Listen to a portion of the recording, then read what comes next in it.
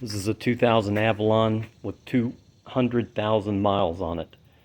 Wife gets in it 10 days ago, cranks but won't start. I start doing troubleshooting badly and replace the fuel filter, the throttle position control,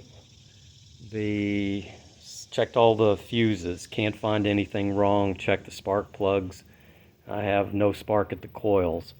Then, after reading a little bit about what might be a problem that I had overlooked, I remembered years ago having problems with the ignition cylinder, which I replaced with one from Amazon.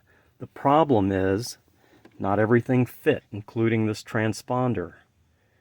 The key has a chip in it that is recognized by the transponder, and first time around when I did this, I used duct tape to hold it all together because I got a new key with a new ignition cylinder and recognized that that wasn't going to work. So you gotta have the key close to the transponder in order for this thing to work. So this was my solution.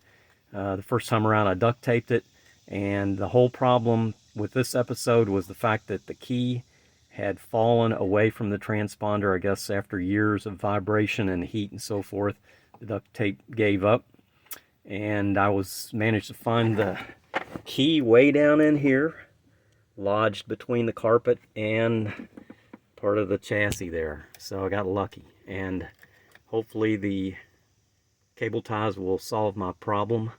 Don't waste time like I did.